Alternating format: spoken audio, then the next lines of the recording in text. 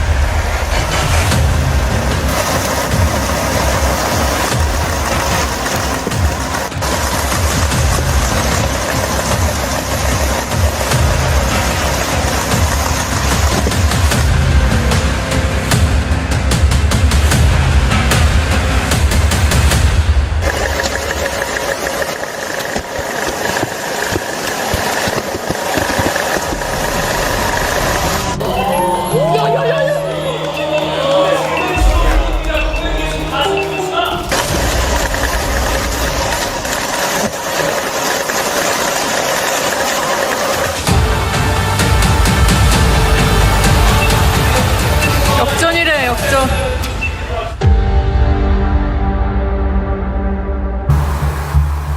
(2020년 4월 16일) 총선 개표가 채 끝나지도 않은 새벽 4시 반 DC 인사이드 우한 갤러리가 갑자기 시끄러워지기 시작했습니다. 선관위가 보유하고 있던 선거용 파일이 대량으로 올라온 겁니다. 이어서 서울, 경기, 인천 지역의 선거 결과가 민주당 63%, 미래통합당 36%로 비슷하다는 분석이 올라왔습니다. 잇따라 여러 종류의 분석들이 줄을 잇습니다.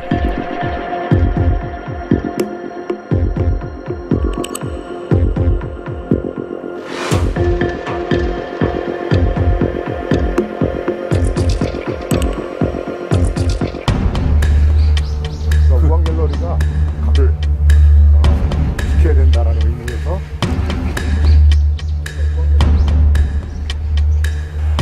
그때 그 선관위가 가지고 있는 엑셀 파일이 네.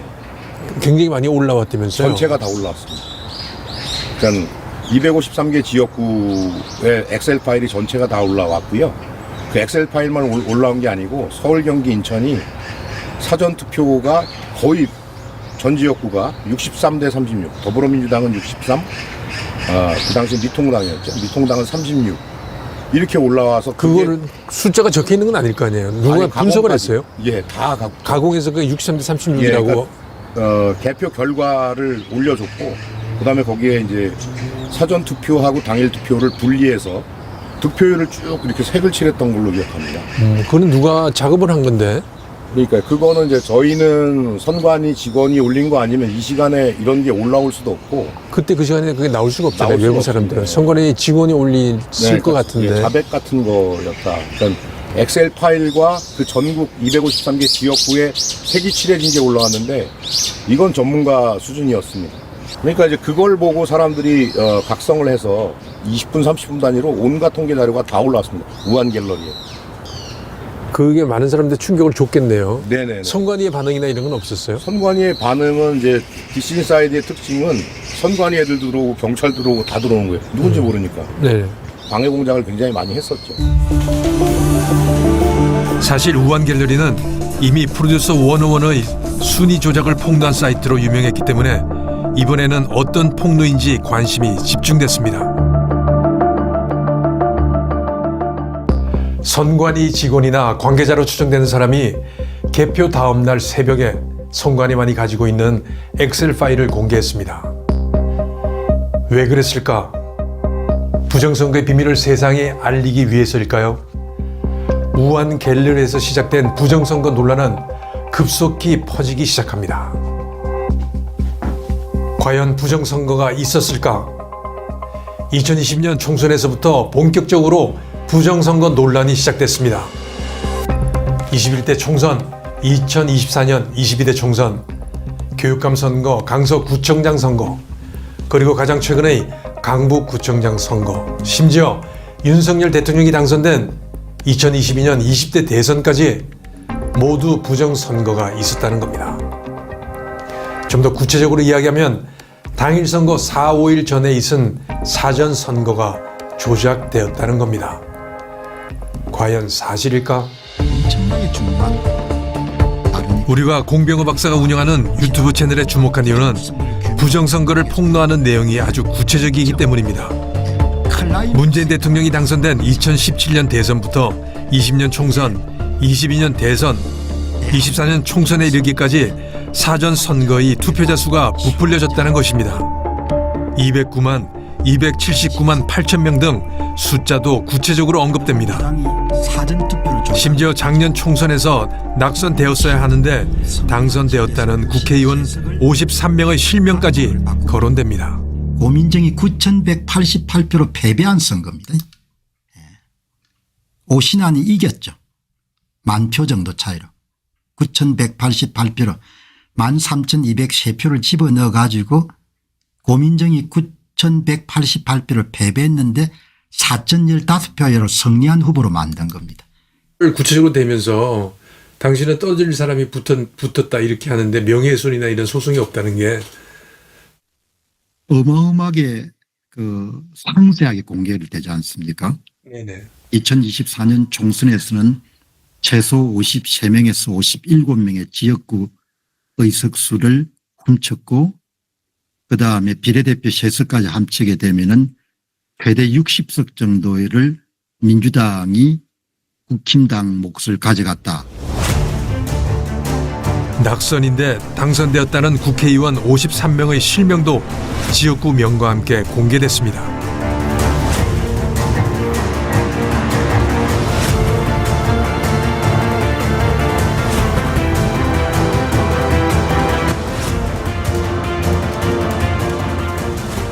공 박사는 구체적으로 조작된 표수까지 언급하는데 그 근거가 무엇일까? 우리는 공 박사에게 수치를 제공한 소위 재야 전문가를 어렵게 만났습니다. 재야 전문가는 중앙선관위가 제공하는 엑셀 파일을 분석해 조작 수식을 발견했다고 합니다. 조작값을 입력하면 모집당과 당일 투표의 차이가 나오는데 이 값이 0에 근접하면 선관위가 발표한 값과 다른 사전투표값이 나타납니다. 종로구의 경우 민주당 후보는 선관위 발표 58%의 사전투표 득표율이 40%로 떨어집니다. 반면 국민의힘은 올라갑니다. 조작이 이게 왜 사가 나왔는데 조작이라고 얘기하는 거냐 하면요. 서울 전체에 저 구가 몇 개냐면 총 48개입니다. 그죠? 네. 국회의원 선수가 48개의 사를 다 포함하면 똑같은 결과가치가 나와요. 서울은 예. 그러니까 어떤 규칙이 있는데 규칙이 맞아 들어가면 무작위수를 갖고 선거를 했는데 규칙이 맞아 들어가면 그죠? 부정이 있다는 겁니다. 조작값에 따라 가짜로 투입된 표의 숫자가 결정되는데 서울의 경우 조작값 4를 입력하면 48개 선거구의 실제 사전선거 득표율이 나타난다는 것입니다. 조작값 4의 경우 진짜 투표자 3명당 1명의 가짜 투표자가 투입된다고 합니다.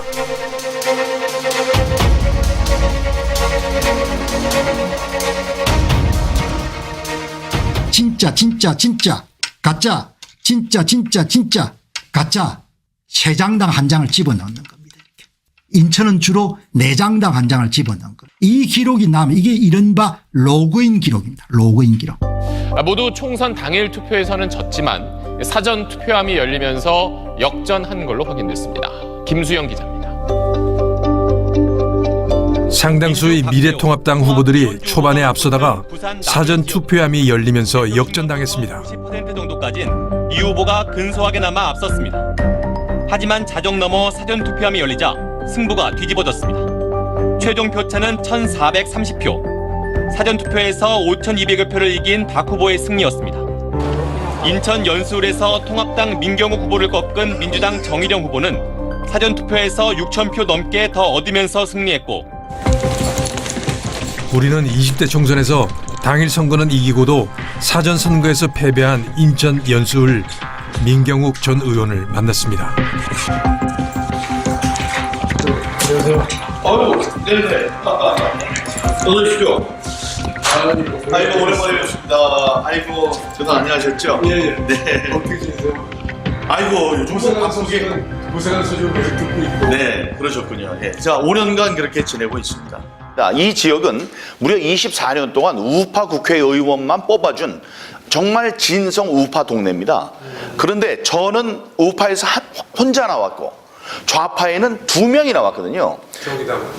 예, 정의당과 민주당이 나왔어요. 그렇게 되면은 구도상 우파는 하나로 뭉치고 좌파는 둘로 갈라집니다. 표가 분산이 돼요. 그러면 그 구도상 제가 이기는 거죠. 근데 말씀드렸다시피 여기가 우파 동네거든요. 근데 졌대요. 사전선거 관내 득표율에서 당일 득표율을 뺀 값이 민주당 후보는 플러스 10%가 넘고 민 후보는 반대로 마이너스 10%가 넘습니다. 민 후보는 당일 선거에서 3,300여 표를 이기고도 사전선거에서 져 결국 2,800여 표 차로 패배했습니다. 통계학적 공리를 보면 모집단이 클 경우 당일과 관내 사전선거의 득표율이 거의 동일해야 합니다. 보통 10,000명 이상이면 큰 모집단이라고 할 수 있는데 우리나라 국회의원 선거의 경우 선거구가 10만 명 이상이 되기 때문에 충분히 큰 모집단입니다. 광주광역시 광산구 을 선거구를 보면 표처럼 민주당, 미래통합당, 정의당의 당일, 관내, 기타 투표와 득표율이 비슷합니다. 이것이 정상입니다. 그러나 서울 종로의 경우 민주당은 당일은 낮은 반면 사전 선거 득표율은 16%나 높게 나타났습니다. 반면 미래통합당 후보는 당일은 높고 사전 선거는 16%가 낮습니다. 대수의 법칙 이해가 잘 안 되시죠? 이 대수의 법칙이 사전 선거 조작 논란의 핵심입니다. 사전 선거가 조작됐다는 논리의 핵심에는 대수의 법칙이 있습니다. 그리고 여러분이 부정선거를 이해하시려면 이 대수의 법칙을 이해해야 합니다. 대수의 법칙은 영어로 Law of Large Numbers, 즉 큰 수의 법칙입니다. 쉽게 말하면 많이 시도할수록 평균적인 결과에 가까워진다는 겁니다. 선거와 비교한다면 한 선거구가 12만 명이라고 할 때 사전 선거에 4만 명이 투표하고 당일 선거에 8만 명이 투표를 한다고 하면 전체 모집단인 12만 명의 투표 결과는 당일 투표 8만 명의 투표 결과와 비슷하고 사전 선거인 4만 명의 투표 결과와도 비슷해야 한다는 것이 대수의 법칙입니다. 샘플수, 즉 표본수가 1만 명을 넘어가면 이 대수의 법칙에서 크게 벗어날 수가 없다고 합니다. 예를 들어 보겠습니다. 제가 이 동전을 10번을 던져보겠습니다. 뒷면, 뒷면, 뒷면, 뒷면, 뒷면, 뒷면, 앞면, 뒷면, 앞면, 앞면. 10번을 던진 결과 앞면이 3번 그리고 뒷면이 7번이 나왔습니다. 그런데 이 동전을 100번을 던지면 앞면과 뒷면이 비슷하게 나옵니다. 그리고 10,000번을 던진다면 거의 5,000번씩 나올 겁니다. 이것이 대수의 법칙입니다. 많이 할수록 전체 평균 값에 가까워지는 것. 따라서 12만 명 정도가 투표를 하는 국회의원 선거는 당일 투표의 결과와 사전 투표의 결과가 거의 비슷하게 나오는 게 맞습니다. 그런데 선거가 동전 던지기나 주사위 던지기와는 다른 현실 세계이다 보니 결과가 다를 수 있다고 주장할 수 있습니다. 그럴 수 있습니다. 그러나 정도의 차이입니다. 당일 선거와 사전 선거일 사이 4, 5일 동안 큰 정치적 사건이 터졌거나 당일 선거와 사전 선거의 표본 구성이 다르든지 하면 차이가 날 수도 있습니다. 그러나 두 경우 다 제가 말하는 선거에는 해당되지 않습니다. 문제는 선거 결과가 대수의 법칙과는 터무니없이 다르게 나왔다는 겁니다. 이해할 수 없는 결과가 전국 곳곳에서 나타났습니다. 21대 총선 서울 48개 선거구 모두에서 사전선거 득표율 마이너스 당일 득표율에서 민주당이 10% 이상 앞섭니다. 이렇게 될 확률은 1조분의 1이 넘습니다. 불가능하다는 겁니다. 이런 불가능한 현상이 전국에서 발생합니다. 당일에서 이기고도 사전선거에서 지는 일들이 곳곳에서 벌어졌습니다. 대수의 법칙에 의하면 사전선거의 결과는 당일 투표와 비슷해야 합니다. 그런데 이상하게도 완전히 다른 결과가 나왔습니다. 가장 국힘당 지도부가 가장 장애를 많이 하고 이게 선거 여기 좀 해주십시오 동료를 많이 한 데가 사전투표예요. 예를 들면 하루대 윤석열 대통령 부부, 한동훈 대표. 사전투표하면 진다. 국민의힘은 국민들에게 사전선거 참여를 적극적으로 독려했습니다. 그러나 그 결과는 참혹했습니다. 우리가 된다. 여러분 사전투표에 나서 주십시오. 왜냐하면 우리 선량하게 법 지키는 사람들이 그런 범죄자들에게 이길 거라는 기세를 출정식으로서 보여줘야 합니다. 한동훈 그때 비대위원장 그리고 254명의 국회의원들이 다 가서 사진을 찍었어요. 윤석열 대통령 아마 뭐 부산에 찍은지 모르고 아마 딴 찍었어요. 그분들이 다 하고 그때 구름대 같이 모였던 사람들 한동훈 지지한다고 다 모였던 그 국힘당 지지했던 사람들한테 한동훈 씨와 윤석열 씨가 사전에서 이겨야 된다고 다 엄청나게 동요하고 캠페인을 벌였어요. 그럼 결과가 어떤지 한번 내가 이야기해 볼까요? 네. 22대 총선에서요 서울 지역을 내가 볼게요. 어디가 몇 명이 이겼는지 내가 볼게요. 서울 지역만 따지면 더불어민주당이 20명을 48개 선거구에서 20명이 당선이 됐어요. 투표에서 당일 투표에서. 국힘당 28명이 당선된 거예요. 당일 투표는? 네, 당일 투표. 근데 관 내로 가게 되면 얼마가 더불당이 올라가냐면 43명으로 올라가요. 국힘당은 몇 명으로 가냐면 5명뿐이 못 붙어요. 그럼 이게 뭐냐 그러면 거의 6분의 1로 줄어요. 관외로 가볼까요? 더불어민주당은 45명 이겨요. 국힘당이 이긴 게 3명뿐이 안 돼요. 그럼 국외로 가봐요. 더불어민주당은 48개 선거구에서 47개 선거구가 이겨요. 전국 3,551개의 선거동에서 민주당은 100% 가까이 플러스를 기록했습니다. 기적과 같은 일이 벌어진 겁니다.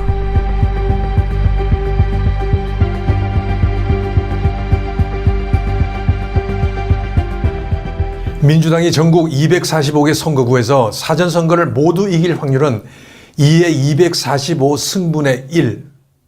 이는 계산기에서도 나올 수 없는 수천 경분의 1입니다. 국민의힘이 전국 254개의 사전선거에서 모두 다 질 확률도 수천 경분의 1로 더 낮습니다. 민주당이 사전선거에서 다 이기고 국민의힘이 다 지는 경우가 전국적으로 동시에 일어날 확률은 수천억 경분의 1로 수치상으로도 계산도 되지 않습니다. 이것은 사전선거와 당일선거와 같은 모집단에서 나온 것이 아니라 다른 집단에서 나온 것과 같습니다. 즉 외부의 개입이 없이는 나올 수 없는 선거 결과입니다.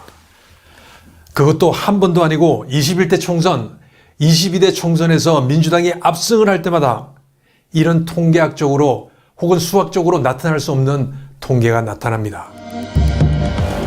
선관위는 선거 전에 2번, 그리고 선거가 끝난 직후 한 번의 유권자 의식 조사를 실시합니다.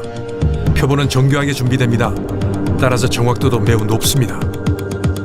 우리가 주목한 것은 이 전문적인 조사에서 나타난 사전투표 비율입니다. 이 사전투표율이 선관위 발표 실제 투표율과 차이가 많이 난다는 것입니다. 19대 대선에서는 6% 가까이 나더니 부정선거 의혹이 본격적으로 나타나기 시작한 21대 총선부터는 10% 가까이 나타난 겁니다. 이해하기 힘든 현상입니다.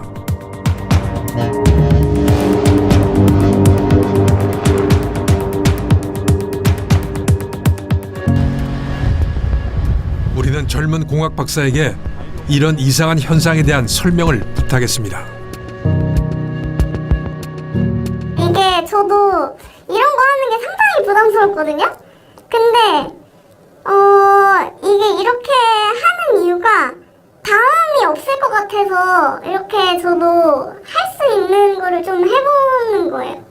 저도 이렇게 해서 이득이 없는 게 아무것도 없고 너무 부담스럽기도 하고 개인적으로. 근데 이제 이렇게 그냥 일반 국민이 아무 힘이 없잖아요. 아무 힘이 없는데 이게 이공계 전공자가 봤을 때 이 현상이 너무 극명하게 보이는데 사람들이 그래도 모르니까 이거를 조금이라도 이걸 뭐 부정선거 있었다 이렇게 100% 제가 뭐 설득을 할 수는 없겠지만 이 현상이라도 알려주고 싶은 마음이 크거든요. 선택한다 이렇게 설명을 하셨잖아요. 네. 뭐 그러니까 그 얘기 자체는 의지적으로 사전과 당일을 선택을 하겠죠.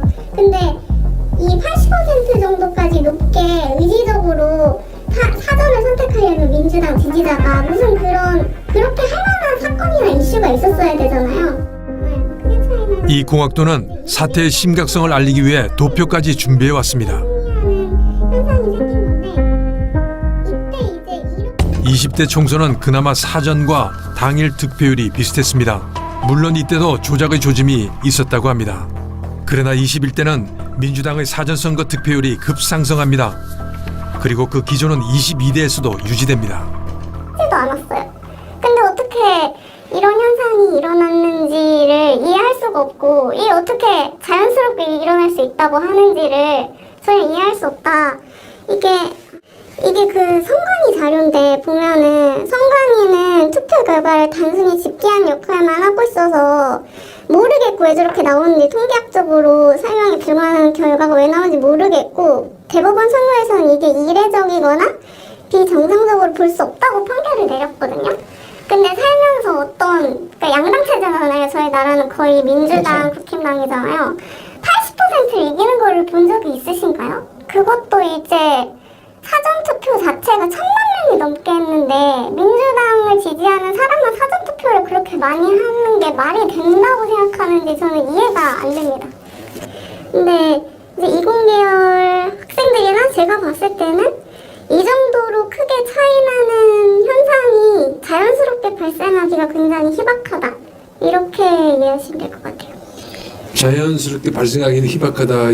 그 이야기는 누군가가 외부에 개입을 됐든지 아니면 뭐 신이 그렇다는 거죠. 그러니까 거의 그런 가능성이 저는 훨씬 높다고 생각을 합니다. 영화 돈 룩업. 학자들이 지구를 향해 돌진하고 있는 혜성을 발견했습니다. 21. 곧 지구는 종말을 맞게 될 것을 학자들은 계산을 통해 알게 됐습니다.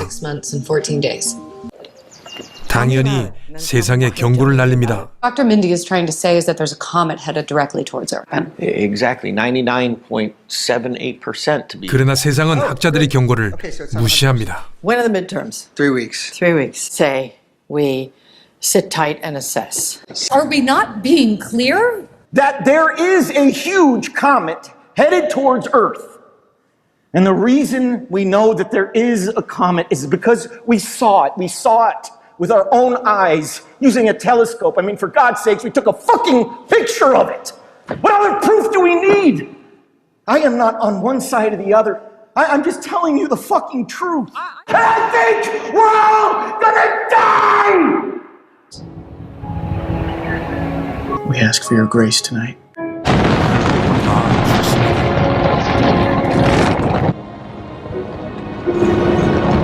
디카프리오의 우리 모두 죽습니다. 제 말 좀 들어주세요라는 울부짖음이 가슴을 때립니다. 대한민국의 지금 상황과 흡사합니다. 학자들이 외부 개입이 없이는 이런 통계는 절대로 나올 수 없다고 말하는데도 심지어 총선에서 패배한 국민의힘 의원들조차도 선거 결과가 문제가 있다는 사실을 믿지 않고 있습니다. 좀 전에 젊은 공학 박사는 이런 상황이 너무나 답답하다고 말했습니다. 선관위가 내놓은 자료를 가지고 고등학교 정도의 수학 실력만 있으면 너무나 쉽게 분석할 수 있는 통계인데 이게 아무 문제가 없다고 말하는 선관위는 도대체 어떤 기관이냐고 묻습니다. 선관위는 대소의 법칙에 대해 자신들은 선거를 관리하는 기관이라 이해할 수 없는 결과가 나와도 관련이 없다고 했습니다. 그리고 이번에는 대학 교수를 앞세운 영상을 만들어 현란한 말솜씨로 국민들을 헷갈리게 하고 있습니다.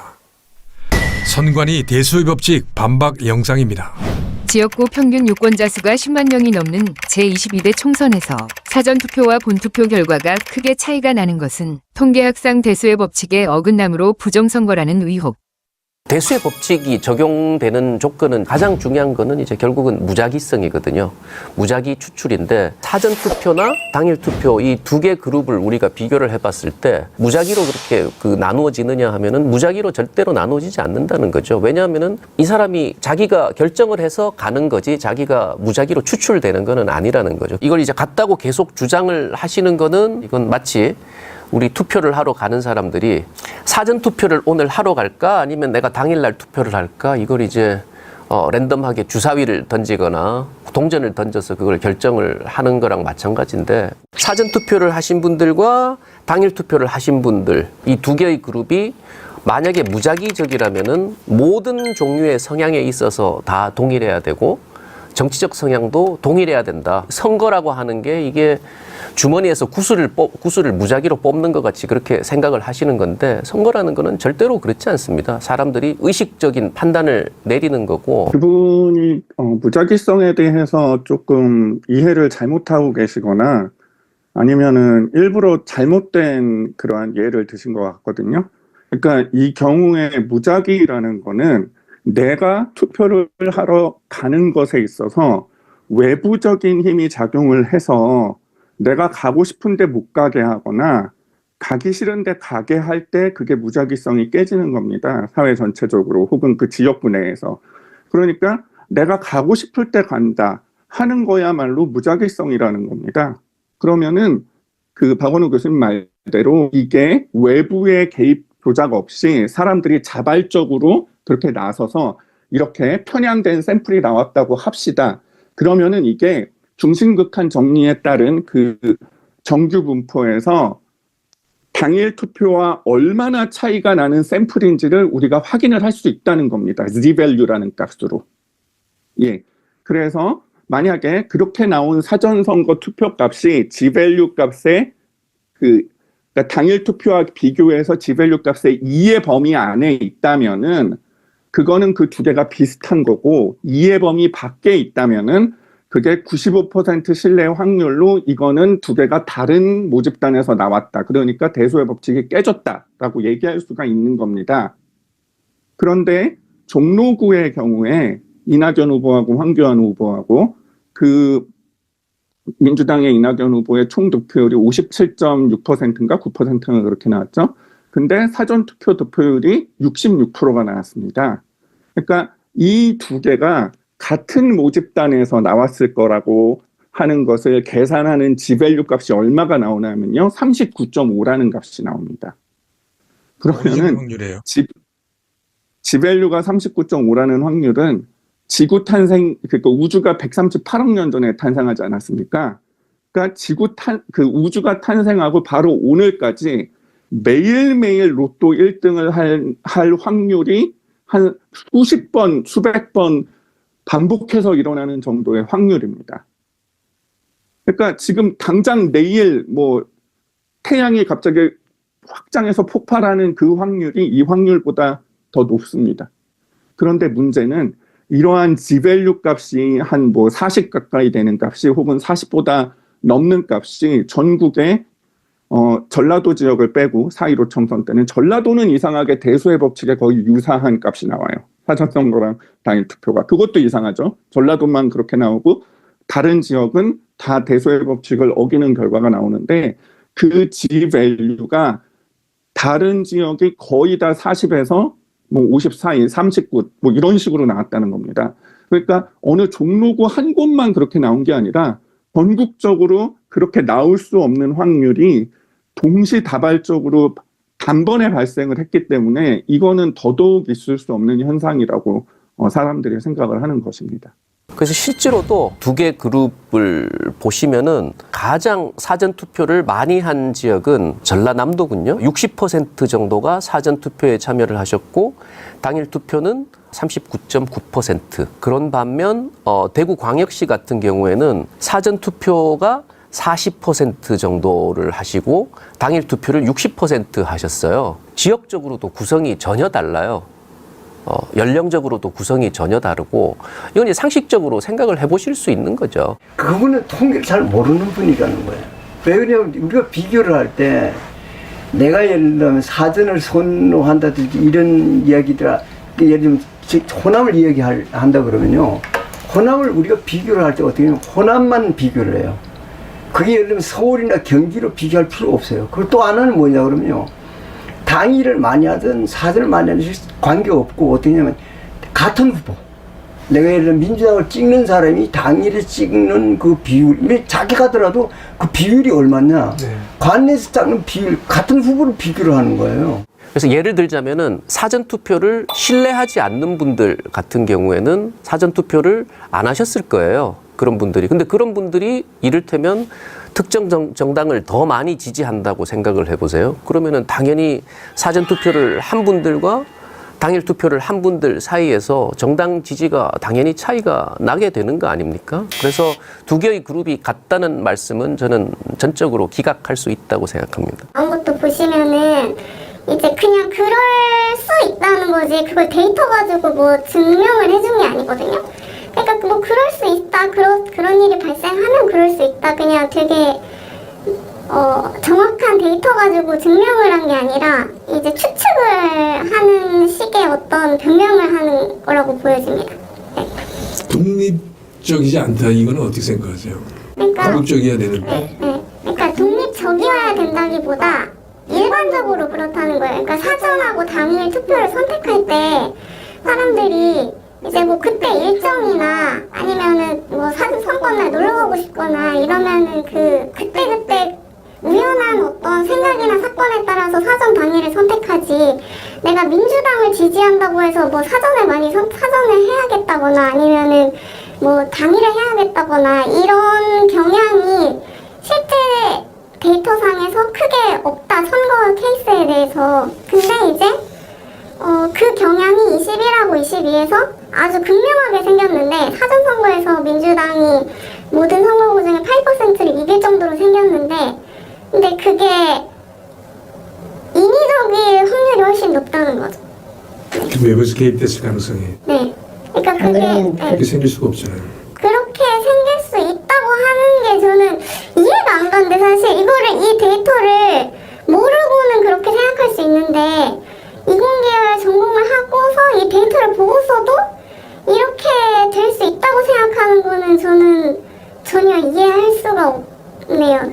선관위는 드디어 대법원 판결문을 들고 나옵니다. 투표에 참여하는 선거인의 정당에 대한 지지 성향 차이 또는 각 선거의 사전 투표율과 선거일 당시의 정치적 판세에 따라 전국적으로 특정 정당의 후보자에 대한 사전 투표 득표율이 당일 투표 득표율에 비하여 높거나 낮은 현상이 나타날 수 있고, 그것이 이례적이라거나 비정상적이라고 볼 수도 없다. 그러면서 대수의 법칙은 사전 투표와 당일 투표 결과에 적용되기 어렵다고 결론을 내립니다. 그러니까 아까부터 계속 말씀하시는 게 대수의 법칙이 아예 틀리다라고 하시는 말씀은 무슨 얘기냐 하면 무작위성이 100% 부정된다는 얘기입니다. 그 얘기는 그 자체로 부정선거가 일어났다는 뜻이나 마찬가지입니다. 대수의 법칙이 적용되지 않는다. 그 얘기는 부정선거가 일어났다는 얘기랑 같은 말이라는 얘기입니다. 왜냐하면 무작위성이 외부에 의해서 깨졌다는 얘기 아닙니까? 100%.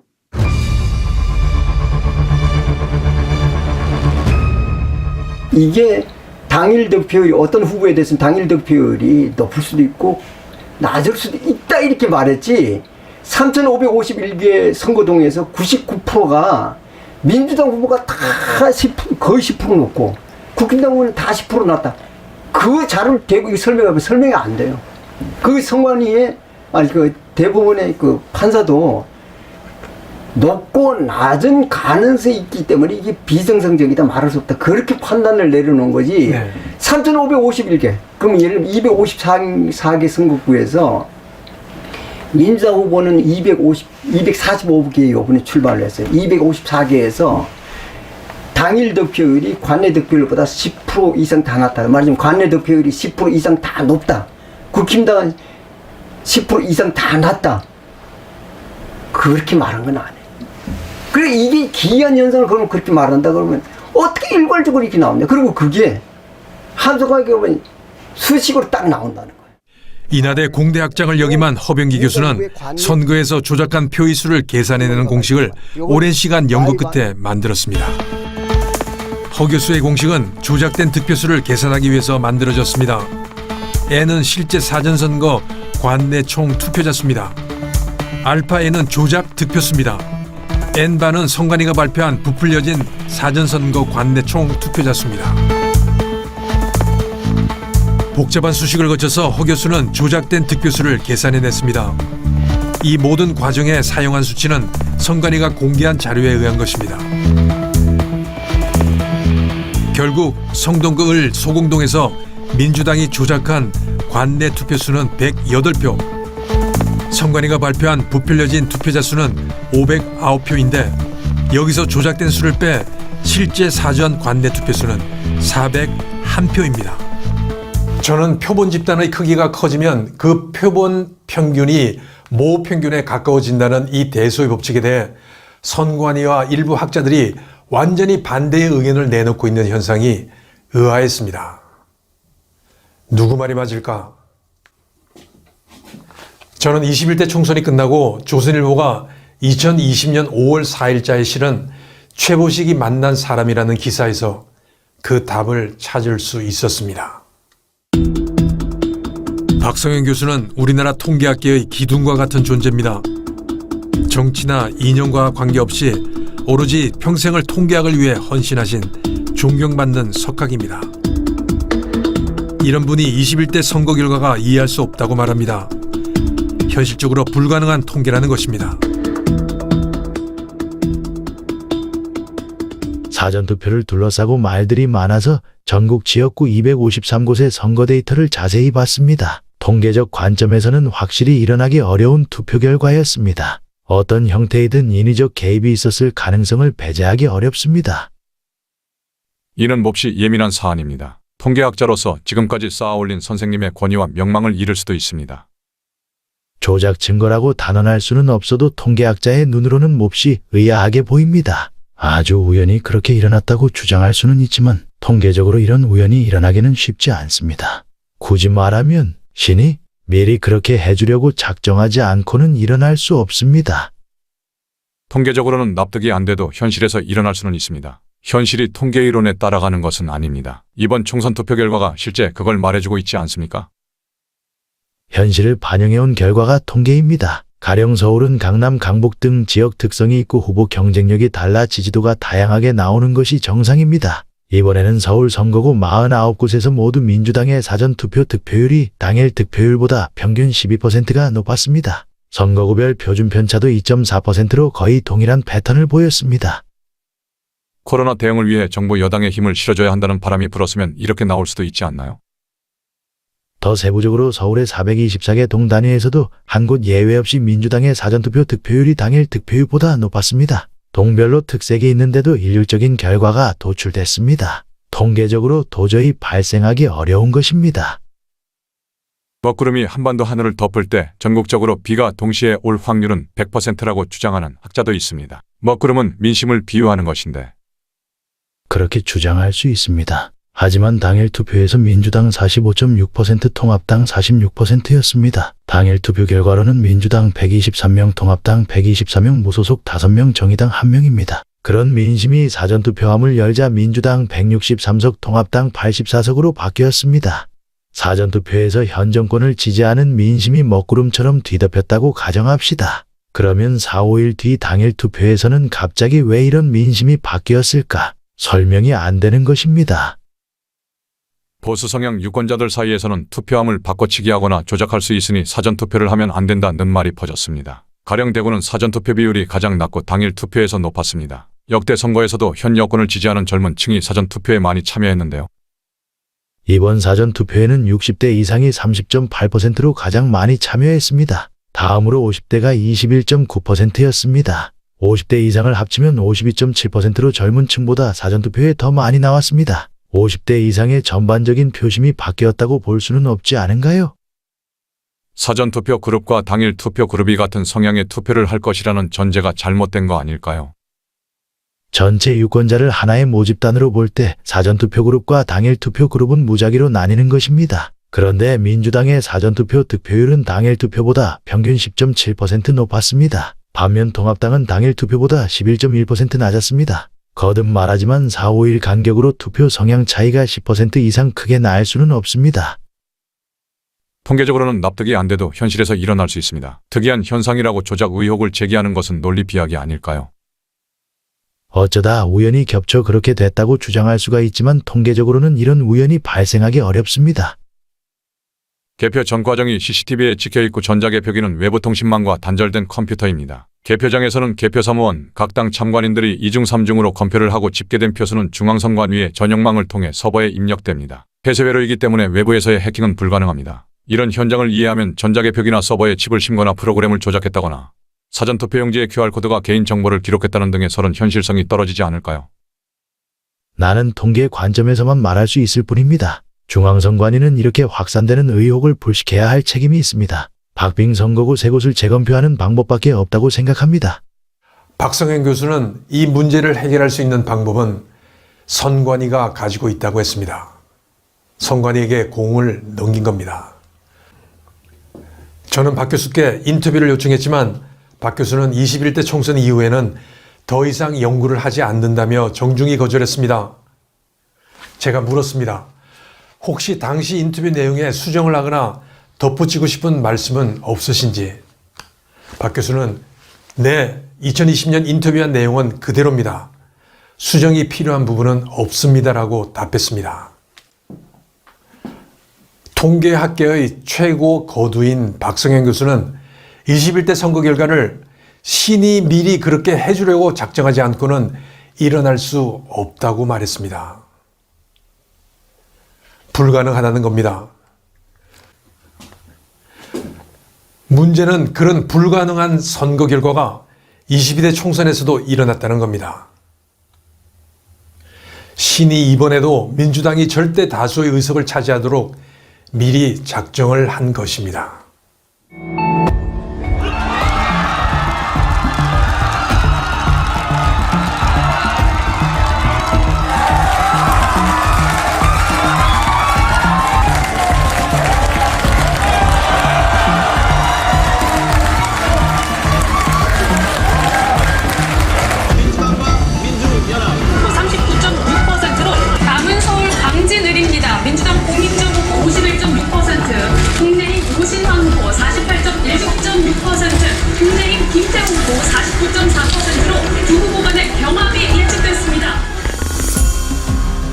국민의힘의 참패가 단순히 선거 전략의 잘못일까요? 국민의힘 후보 중 50명은 당일 선거에서 이기고도 최종적으로 패했습니다. 이들 국민의힘 후보가 정말 선거에서 진 것일까요? 전국에 걸쳐 사전 선거에서 민주당은 10% 이상 얻고 국민의힘은 10%를 잃었습니다. 만일 조작이 없이 공정하게 선거를 치렀다면 이런 결과가 나왔을 겁니다.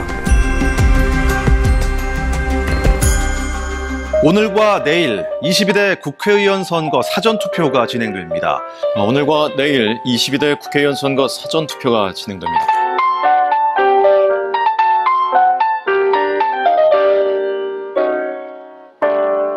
사전투표가 역대 최고치를 기록했는데 총선에서 사전투표율이 30%를 넘긴 건 이번이 처음입니다.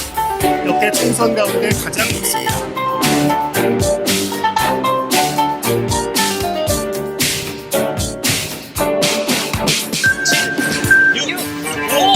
4, 3, 2, 1. 네, 더불어민주당과 더불어민주연합이 최소 184석에서 최대 197석을 차지할 것으로 예측됐습니다. 민주당의 원내 과반은 물론 압승을 예상합니다. 역대 최고를 기록한 사전투표율이 한몫했습니다.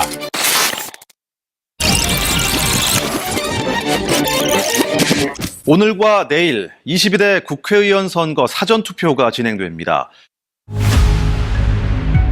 대수의 법칙대로라면 22대는 국민의힘의 압승이었을 것이라고 전문가들은 말합니다.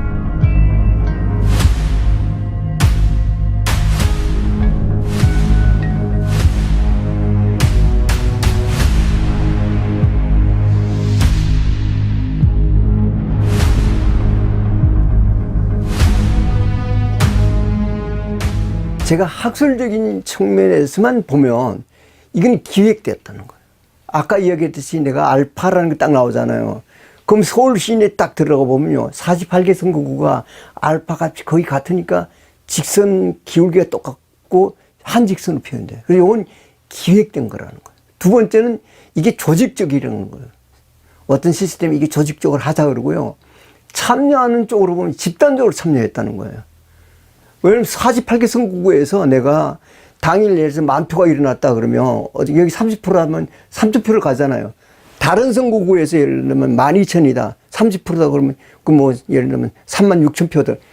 이게 집단적으로 조직적으로 집단적으로 안 일어나면 이 일이 못 일어난다는 거예요. 이건 학술적인 측면에서 들어보면 그렇게 세 가지로 딱 요약이 돼요. 국가정보원과 인터넷진흥원이 실시한 선관위 보안점검에서 충격적인 결과가 나왔습니다. 인터넷을 통해 통합선거 명부 시스템에 침투가 가능하다는 겁니다. 사전투표한 인원을 투표하지 않은 사람으로 표시하거나 사전에 투표하지 않은 사람을 투표한 것처럼 표시할 수 있었다고 합니다. 그 당시에 보시기에 어느 부분이 가장 취약했어요? 제가 보기에는 그 통합선거인 명부 그게 한 걸로 하고 뭐 이런 식이 제일 심각해 보이던데.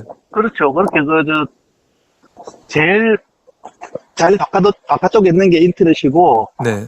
인터넷에서 업무망으로 들어가고, 네. 또 업무망에서 또 승관 들어간 거거든요. 인터넷에서 바로 승관이 안 들어가요. 아, 네네.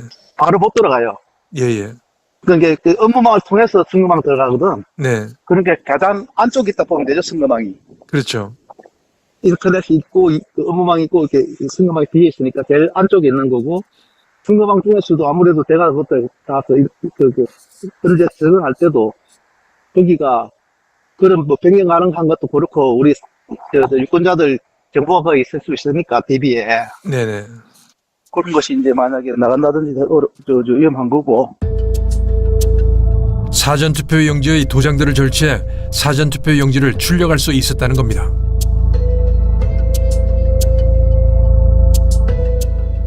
가장 중요한 것은 청인, 사인 이런 것이 일반적으로 철취할 수 있는 상황이다. 굉장히 취약하다. 테스트 프로그램도 입수할 수 있다. 그래서 그 외에도 이렇게 이제 조력자가 좀 있으면 그 당시 장비를 구입할 수 없으니까 뭐 프린터기나 이런 게 있으면 바로 동일한 투표용지도 출력할 수 있다. 이런 것을 보여준 것이죠. 개표장에서 발견된 관내 투표지를 담은 우체국 봉투들, 인쇄용 투표 용지 롤들, 국정원의 보안 점검 내용과 유사합니다. 이렇게 개봉이 돼 있어? 아, 사진 찍어야죠. 사진 찍으세요. 아, 왜 이러세요? 아니 나오세요. 그냥 나오세요. 아니, 여기 왜 롤 용지가 이렇게 많아요?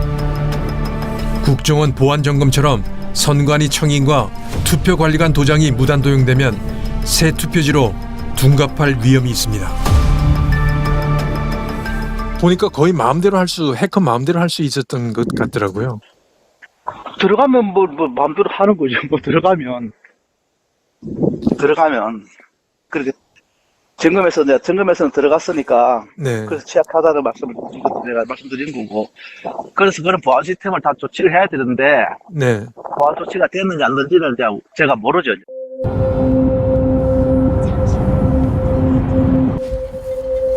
우리는 탈북한 북한 해커를 어렵게 만났습니다. 우리 선관위의 보안 상태에 대해 어떻게 생각할까?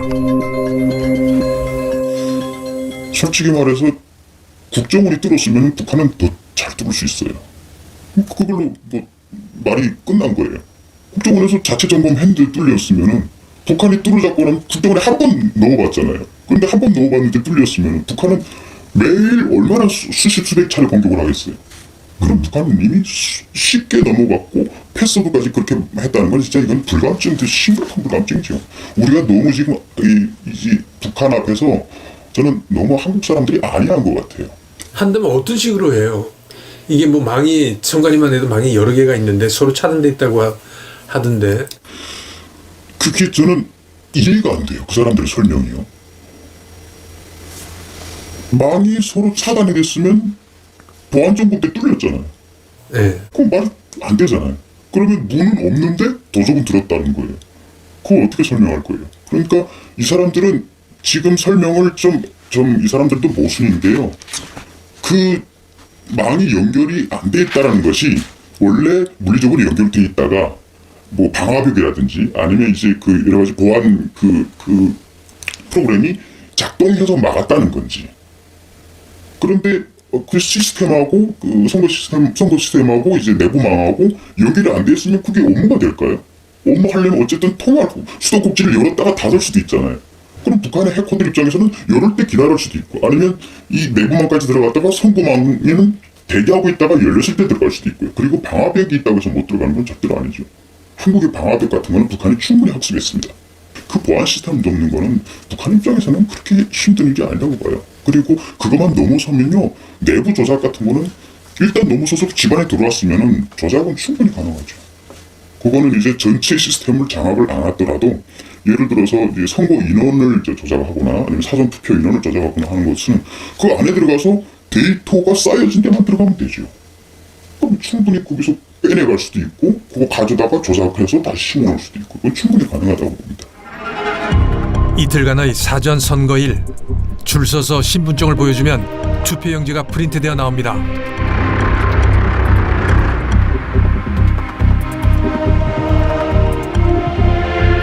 한 사람이 투표를 할 때마다 통합 명부 시스템에 소스 코드가 하나씩 저장됩니다. 소스 코드에는 이름과 생일, 성별, 일련 번호 등이 자세히 입력되고 선거인 고유 일련 번호, 투표 일자, 투표 일시 등이 기록됩니다. 또한 통합 선거인 명부에는 주소, 성명 등이 이미 기록되어 있고 사전 투표를 했는지 여부가 사전 투표 후 기록됩니다. 이런 절차가 투표 기간 내내 반복됩니다.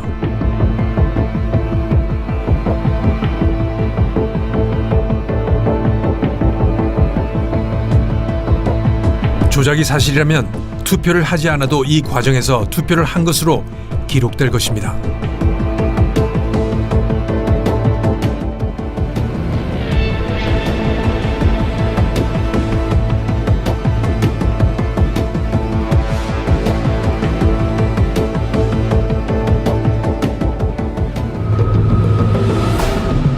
비상계엄령이 선포된 직후인 작년 12월 3일 오후 10시 30분 10여 명의 군인들이 과천 선관위 청사로 들어갔습니다. 이들의 목적지는 바로 저희 제작팀이 선거 부정을 확인하기 위해 선관위에게 공개를 요구하고 있는 통합 선거인 명부를 보관하고 있는 서버였습니다. 통합 명부 시스템 서버라고 적혀 있습니다. 중앙선관위 내부 CCTV를 공개한 야당은 이들이 찍어간 서버는 사전투표 명부를 관리하는 시스템이라고 설명했습니다. 계엄군이 중앙선거관리위원회에 들어가서 서버를 촬영했습니다. 그 서버는 사전투표 명부 관리 시스템이라는 것입니다. 조작이 있었다면 사전투표 시스템에 들어가 투표자 수를 부풀린 것이고 그 서버 내에는 이런 소스 코드가 입력되어 있습니다. 한 사람이 투표를 할 때마다 이런 소스 코드가 하나씩 생성됩니다. 그리고 통합선거인 명부에 사전투표자라고 기록이 됩니다. 만일 국정원과 인터넷진흥원의 보안점검의 지적대로 투표를 하지 않았는데 투표를 한 것으로 만든다면 이 명부에 역시 사전투표자라고 기록이 될 겁니다. 따라서 선관위의 통합 명부 시스템에서 선거인 명부를 뽑아 이들이 실제로 투표를 했는지 체크할 수만 있다면 부정선거 여부를 정확히 알아낼 수 있습니다. 이것이 선관위가 서버와 통합 선거인 명부를 공개해야 하는 이유입니다. 혹은 공개하지 못하는 이유이기도 하겠죠. 그리고 계엄군이 선관위에 들어간 이유일 것이라고 추측됩니다. 이것이 21대 국회의원 선거 무효소송에서 선관위가 법원에 제출한 통합선거인 명부입니다. 그러나 이름도 주소도 생년월일도 아무것도 없이 그냥 사전투표자라고 인쇄되어 있습니다. 이것으로 어떻게 투표를 했는지 확인할 수 있겠습니까? 선관위의 오만함에 분노가 치밀어 오릅니다. 우리는 21대 총선 이후 거의 5년 동안 오로지 선관위의 데이터를 분석해 사전선거 설계 공식을 찾아낸 서성국 씨를 만났습니다. 부정선거의 실체에 한 발짝 더 다가갑니다. 디스 인사이드 우한 갤러리에서 솔선이라는 이름으로 활동 중인 서성국 씨.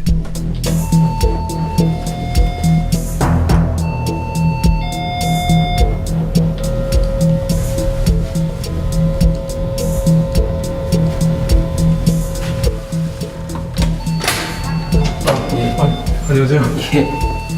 어릴 때부터 비상한 머리로 주위를 놀라게 했던 고학력의 오타쿠입니다.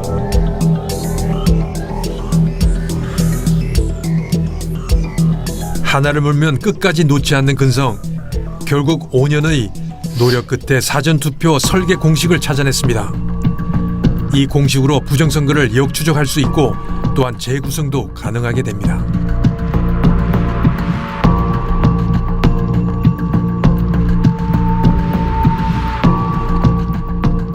이 발견한 공식이 의미를 갖는 것은 하나의 수식과 로직으로 양방향으로 복원이 된다는 겁니다. 사전투표율과 당일투표율 뭐 이런 거를 가지고 선관위 발표한 것도 알 수 있고 실제 사전투표율을 양쪽을 다 찾을 수가 있고 문제는 21대만 아니고 22대도 똑같은 로직으로 똑같이 나온다는 거. 공식이 살아있다는 것은 이미 선거 전에 선거 결과를 마음대로 좌지우지할 수 있는 소위 말하는 이 표를 갖고 있다는 거예요. 이겁니다. 서성국 씨는 21대, 22대 총선에서 부정선거를 위해 사용했던 난수표를 찾았다고 합니다. 이 난수표는 사전투표율과 전체 투표율이 만나는 지점의 득표율 차이를 보여줍니다. 21대의 경우 8.82%가 민주당의 안전선입니다. 22대는 10.06%가 안전선이 됩니다. 따라서 사전투표율이 높아질수록 안전선이 높아집니다.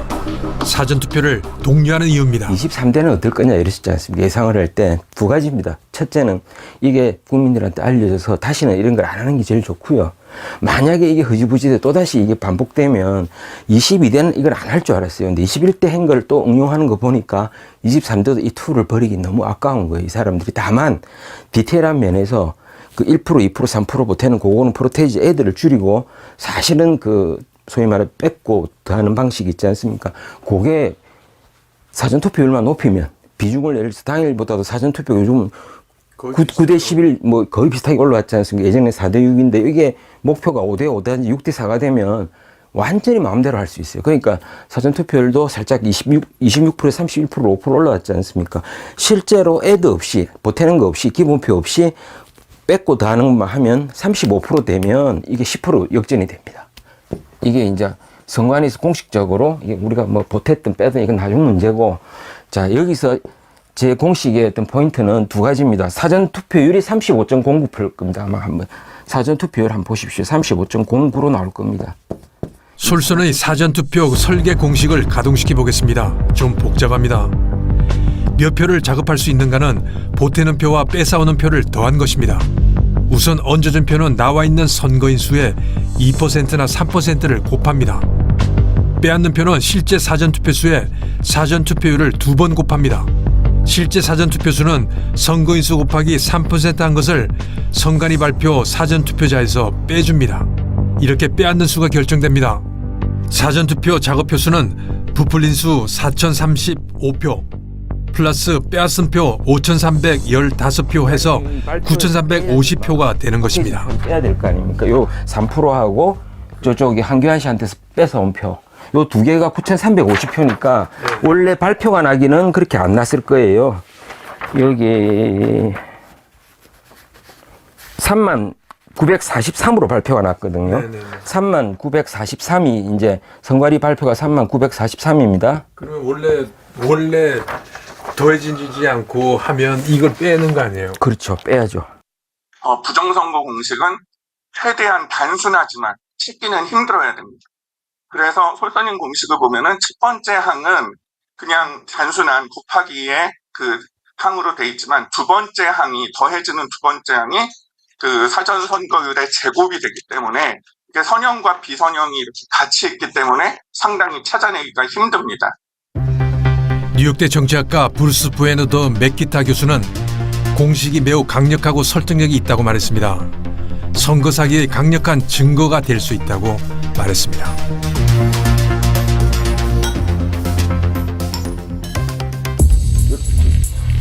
서성국 씨의 공식은 독자적으로 개발한 부정선거 탐지 공식입니다.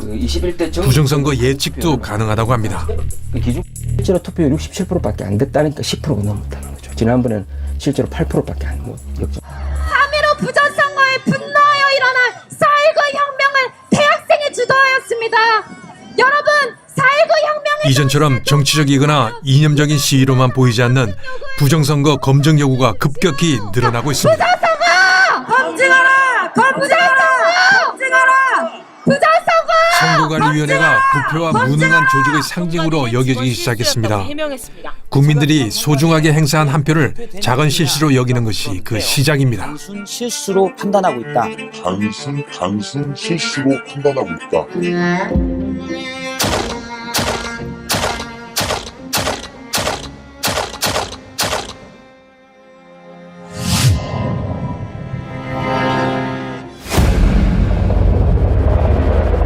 중앙선관위원장은 총리급으로 최고위급 인사입니다. 상임위원과 사무총장도 장관급으로 정부의 중요한 요직입니다. 지역에는 17개 시도 선관위가 있습니다. 선관위원장은 대법관이 겸임하는 것이 60년 관례로 내려오고 있는데 당연직은 아닙니다. 감사원이 2023년 6월에 실시한 감사에서 충격적인 결과를 내놨습니다. 헌법기관인데 가족회사인 것처럼 운영되어와 도덕이나 불법에 대한 불감증이 만연했다고 지적했습니다. 소위 아빠 찬스를 서슴없이 사용한 겁니다.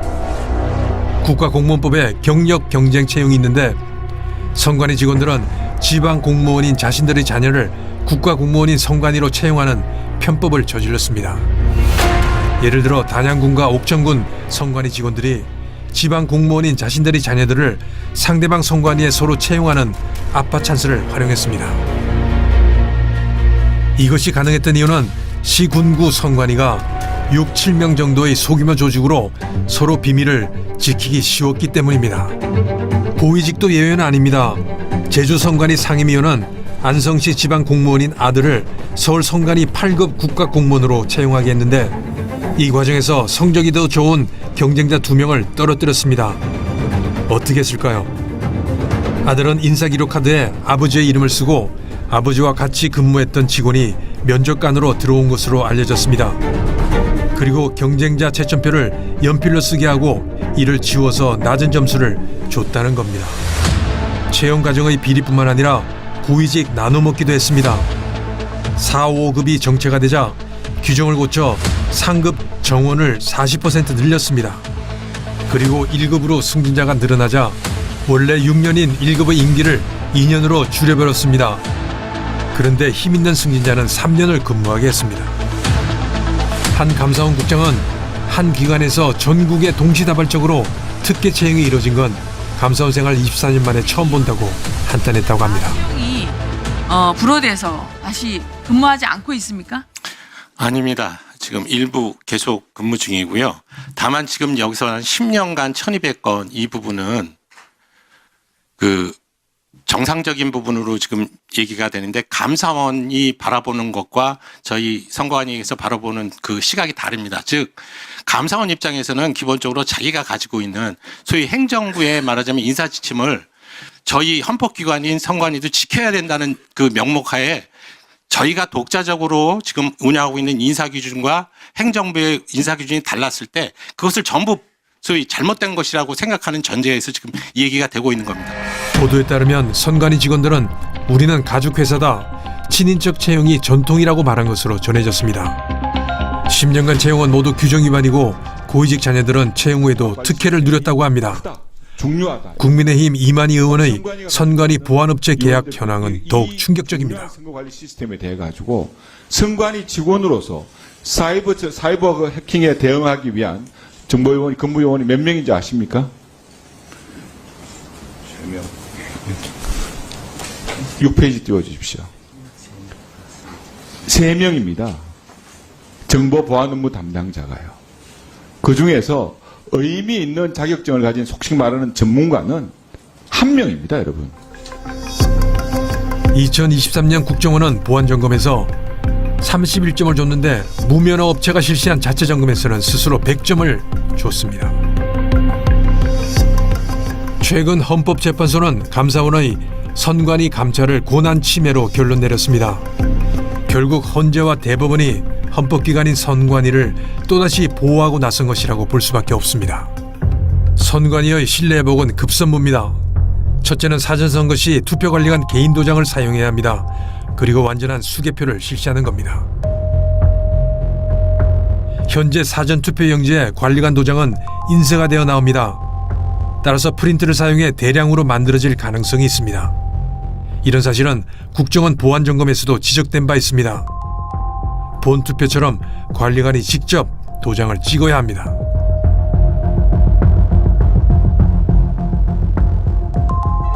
원래 공직선거법은 사전투표 관리관 난에 자신이 도장을 찍도록 정하고 있습니다. 그러나 선관위는 공직선거 관리 규칙을 만들어 도장을 찍어도 되고 인쇄 날인을 해도 된다고 이중으로 시행하도록 바꿔버렸습니다. 그리고 대법원은 이를 문제가 없다고 판시했습니다. 대통령실하고 뭐 행안부 쪽에도 인쇄 날인 막아야 된다라고 얘기를 많이 했거든요.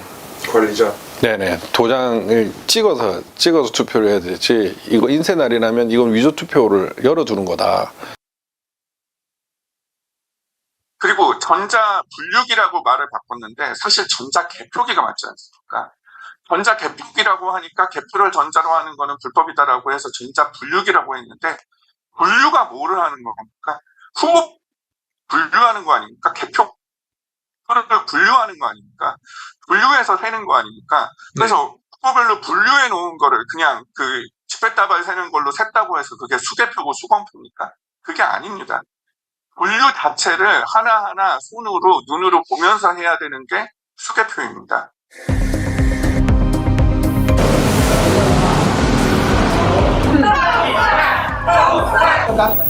대만은 투개표 시스템에서 전자기기 사용을 철저히 배제하고 있습니다. 중국의 해킹 시도가 끊임없이 계속되어 왔기 때문입니다.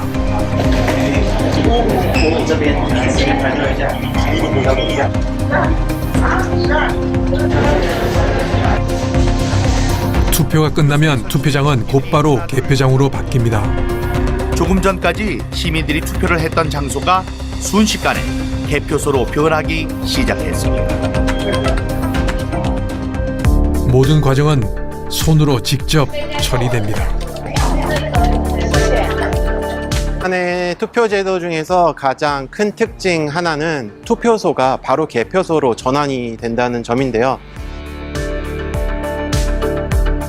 투표소에서 손으로 직접 개표를 한 뒤에 거기서 나온 수치를 칠판에 적습니다. 우리 반장 선거하듯이 발을 정자로 적고요.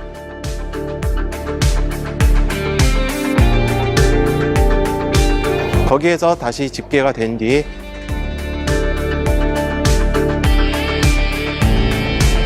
거기서 집계된 표 수는 이제 직접 숫자로 입력이 되어서요. 그 중앙선거정보센터로 전송이 됩니다. 수개표를 원칙으로 하는 나라는 주로 유럽입니다. 독일과 프랑스 등 많은 유럽 국가들은 선거 과정 전체를 모든 사람이 쉽게 이해할 수 있어야 한다는 전제를 깔고 있습니다. 우리는 취재를 마무리하면서 최종적으로 중앙선거관리위원회를 찾았습니다. 선관위 실무자들의 허심탄회한 이야기를 듣고 싶었습니다. 네. 투표를 할 경우에 저희 당일 투표는 이제 사인하잖아요. 네. 주소하고 생일이라고 적혀있는데 사인하면 그 옆에 사진 투표한 사람은 이 도장이 찍혀 있더라고요. 사진 투표 기록이 날짜 이렇게 적혀 있잖아요. 장소 이렇게 적혀 있는데 조작이 됐다면 그 도장이 지금은 비어 있는 안 한 사람은 비어 있는데 거기에 찍혀 있을 거 아니에요. 투표했다고 사진 투표자. 네, 사용했다고 돼 있겠죠. 돼 있죠. 그 부분이 실제 한 것보다 더 많이 찍혀 있고 그리고 거기 있는 사람을 한 군데만 전화를 걸어서 전수를 한다든지 하면 이 사람이 실제로 투표했는지 안 했는지를 알 수 있잖아요. 제가 헌재에서 투표자 수를 검증하자는 게 그거 같은데. 알 수 있죠. 그렇게 하면 알 수 있어요. 그럼 그거를 공개하면 안 되나요? 물론 그것도 똑같이 법적인 똑같은 사항이죠. 저희가 만약에 그 서버를 이제 검증을 하면 공개를 해야 되지 않습니까? 그럼 공개를 하려면 현재 법에 그 정보통신기반보호법이랑 뭐 개인정보보호법, 통신비밀보호법, 공공기관의 정보공개에 관한 법률에서 비공개 대상으로 되어 있어서 저희들이 그냥 공개하자라고 해서 공개를 할 수 있는 사항은 아니에요. 그걸 공개하면 오히려 저희가 처벌을 받는 상황이거든요. 공개할 생각은 있어요? 공개할 생각은 있습니다. 네, 그러니까 법에 그 저촉되는 사안이기 때문에 아까 말씀드린 것처럼 국회에서 뭐 새로운 법을 만들어서 그걸 뭐 공개할 수 있게끔 법적인 처벌 없이 공개할 수 있게끔 뭐 국회에서 특별법을 만들든지 뭐 특별법을 만드시든지 뭐 아니면 뭐 국회에서 어떤 방법이 있는지 모르겠어요. 법의 제의를 이런 게 검증할 수 있게끔 어떤 절차적인 통로를 마련해 주시면 저희는 얼마든지 합법적인 거기 때문에 응할 용의가 있는 거죠. 그리고 저는 부정선거를 증명하기 위해 이번 취재를 시작한 것이 아닙니다. 부정선거를 둘러싼 의혹과 갈등이 커져가는 것을 보면서 의혹의 실체를 밝히는 것이 우리 사회의 갈등을 해소하는 데 도움이 되리라 생각했습니다. 취재를 진행하면서 수많은 의혹들을 접했습니다. 믿기 힘든 의혹도 있었고 거대한 구조의 구체적인 의혹도 있었습니다. 저는 그 가운데 가장 과학적인 성격의 통계학 법칙으로 의문을 풀어보려고 했습니다. 그리고 결국 모든 의혹의 열쇠는 선관위가 가지고 있는 선거용 서버와 통합선거인 명부에 있다는 결론에 이르렀습니다. 저는 이 시점에 선관위가 나서서 우리나라의 민주주의가 건강하고 훼손되지 않았다는 것을 증명해 주기 바랍니다. 선관위가 나서지 않는 한 의혹은 가라앉지 않고 갈등은 계속될 것입니다. 다시 한번 당부드립니다. 선관위는 통합선거인 명부를 공개하십시오. 이 총체적 혼란은 헌법기관이라는 선관위로부터 비롯된 것입니다.